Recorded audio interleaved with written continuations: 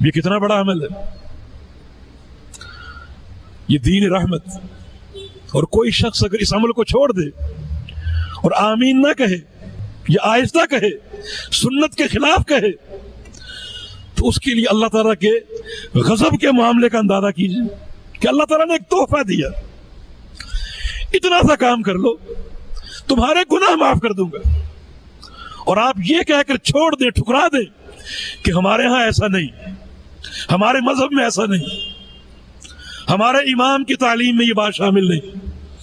میرے بھائی، یہ دین کسی شخصیت کی جاگیر ہے، اس پر کسی شخصیت کا ٹھیکہ ہے. اللہ تعالیٰ نے اس دین کے تعلق سے اپنی پوری خلق پر اپنی حجت کو تمام کیا ہے صرف ایک شخصیت کے ذریعے، اور وہ ہے محمد الرسول اللہ صلی اللہ علیہ وسلم. تو یہ دوسرے تیسرے نام کہاں سے آ رہے ہیں؟ اب اگر اللہ تعالیٰ کی اس تحفے کو آپ ٹھکرا دیں، اس انعام کو ٹھوکر مار دیں کہ ہمارے ہاں ایسا نہیں، تو پھر میرے بھائی اللہ تعالیٰ کے دو ہی معاملے ہیں، رحمتی سبقت غضبی. پہلے رحمت کا معاملہ، اسے نہیں مانتے تو پھر غضب اور غصے کا معاملہ.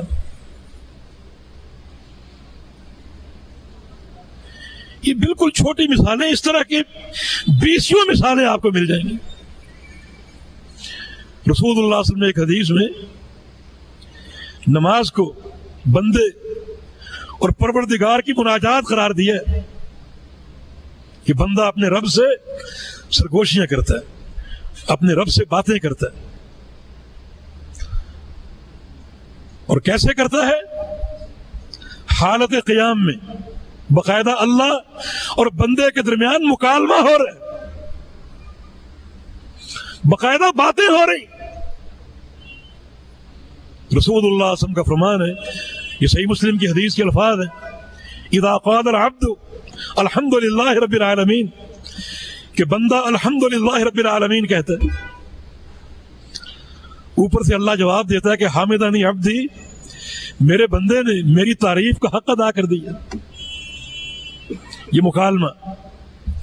بندہ کہتا ہے الرحمن الرحیم، اللہ فرماتا ہے کہ اثنا علی عبدی، میرے بندے نے میری ثنا بیان کی. بندہ کہتا ہے مالک یوم الدین، اللہ فرماتا ہے مجدنی عبدی، میرے بندے نے میری بزرگی بیان کی، میری بڑائی بیان کی.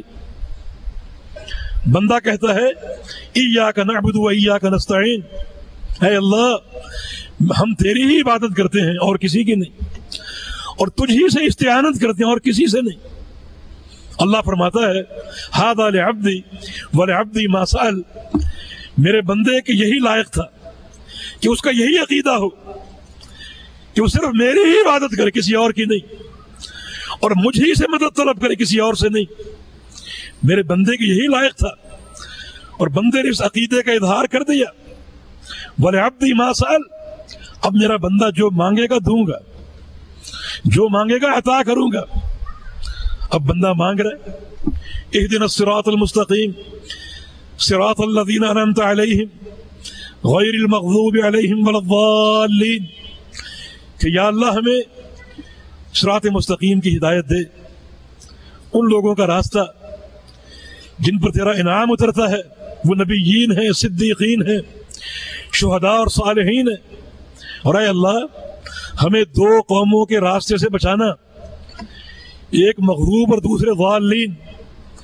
مغضوب علیہم وہ جو تیرے غضب کے مستحق ہوئے، یہ یہودی ہیں جن کے پاس علم تھا عمل نہیں تھا، انہوں نے علم حاصل کر کے اپنے اوپر اللہ کی حجت قائم کر لی، عمل نہیں کیا.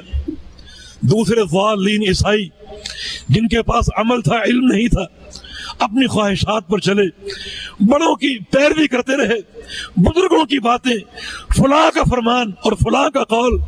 یا اللہ ہمیں ان دونوں قوموں کے راستے سے بچانا. اللہ فرماتا ہے ھذا لعبدی ولعبدی ما سأل، میرے بندے کے یہی لائق تھا کہ مجھ سے دین مانگے.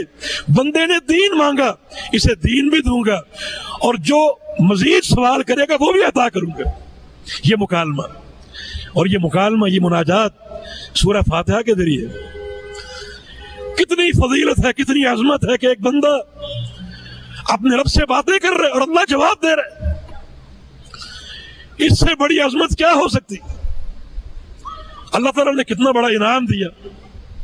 ایک ایسی صورت ہمیں عطا فرما دی کہ جو صورت واقعی خالق اور مخلوق کے مابین ایک مکالمہ ہے، ایک گفتگو ہے، ایک مناجات ہے. لیکن ایک شخص نماز میں سورہ فاتحہ پڑھتا ہی نہیں. کہ ہمارے ہاں یہ نہیں، یہ پڑھنا ہمارے ہاں نہیں، ہمارے دین میں نہیں، ہمارے مذہب میں نہیں.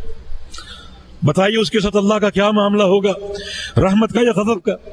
اللہ نے ایک انعام دیا، ایک بہترین انعام، بلکہ اسے نماز کہا، اسے نماز کہا، اور آپ ٹھکرا دیں اللہ کے اس انعام کو، اس بہترین عطیہ کو کہ ایک بندہ دن میں کئی بار اللہ تعالیٰ سے باقاعدہ مناجات کر رہا ہے، گفتگو کر رہا ہے، باتیں کر رہا ہے.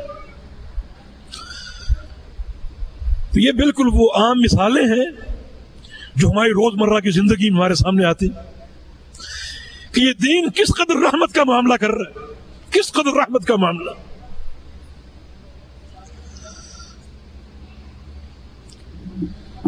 تو میرے بھائی، اگر اس رحمت کے معاملے کو قبول نہیں کرو گے تو پھر غضب کا معاملہ ہے. اللہ تعالیٰ کی اطاعت کرو گے، اللہ کے رسول کی اطاعت کرو گے جو اللہ کی رحمت کا مظہر ہے اور خود پیغمبر رحمت للعالمین ہے، ان کی اطاعت کرو گے اور ان کی اطاعت کا حق ادا کرو گے تو اللہ تعالیٰ کے بے شمار انعامات دنیا میں بھی اور آخرت میں بھی. وَلَوْ أَنَّهُمْ فَعَلُوا مَا يُوعَظُونَ بِهِ لَكَانَ خَيْرًا لَهُمْ وَأَشَدَّ تَثْبِيتًا وَإِذًا لَآتَيْنَاهُمْ مِن لَّدُنَّا أَجْرًا عَظِيمًا وَلَهَدَيْنَاهُمْ صِرَاطًا مستقيما. اگر یہ لوگ صرف میرے پیغمبر کی اطاعت کریں اور کسی کی نہیں، ہر معاملے میں اعتقادی مسئلہ ہو، عبادات ہو، احکام ہو، خرید و فروخت ہو، شادی بیاہ ہو، ہر معاملے میں صرف میرے پیغمبر کی اطاعت کریں، میرے پیغمبر کی مانیں، تو میں ان کو 4 نعمتیں دوں گا. لکان خیر اللہم، ہر قسم کی خیر دے دوں گا. وشد تثبیتا، دشمن کے مقابلے میں ثابت قدمی دے دوں گا، طاقت مضبوط کر دوں گا. تم غالب ہوگے، دشمن مغلوب ہوگا. اور یہ اللہ کا کام ہے. یہ غلبہ حاصل کرنا یہ ظاہری وسائل کے مرہون منت نہیں، بلکہ یہ اللہ کی توفیق سے ہوتا ہے. مسلمان میدان جنگ میں اگر شکست کھاتا ہے تو اس کا ایک ہی سبب ہے، اور وہ یہ ہے کہ مسلمان کو اس کا پروردگار چھوڑ دے. اللہ اگر ساتھ ہے تو دنیا کی کوئی طاقت مسلمان کو مغلوب نہیں کر سکتی. رسول اللہ صلی اللہ علیہ وسلم کی حدیث ہے لن یغلب 12,000 من قلت اذا صبروا وصدقوا. میری امت کا لشکر اگر صرف 12,000 ہو، صرف 12,000، صرف 12,000، چاہے کوئی بھی دور ہو، کوئی بھی زمانہ ہو، اس دنیا میں ملایین اور بلائین انسان بستے ہیں، لیکن میرے ماننے والے مسلمان صرف 12,000 ہو تو دنیا کی یہ ساری طاقتیں مل کر ان 12,000 کو مغلوب نہیں کر سکیں گے، ان پہ غلبہ نہیں پا سکیں گے. فتح ان کی ہوگی، کامیابی ان کی ہوگی، کامرانی ان کی ہوگی، دنیا مغلوب ہوگی. یہ رسول اللہ صلی اللہ علیہ وسلم کا فرمان ہے.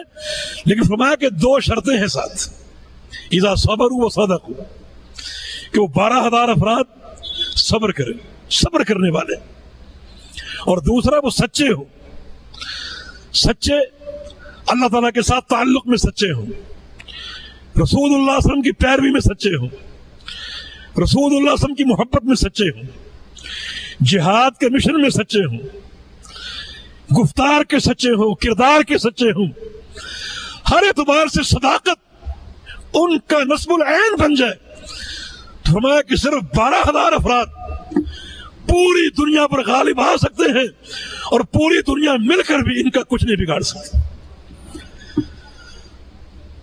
کہ وشد تثبیتا، مقصد یہ کہ یہ ثابت قدمی، دشمن پر غلبہ اللہ کی توفیق سے ممکن.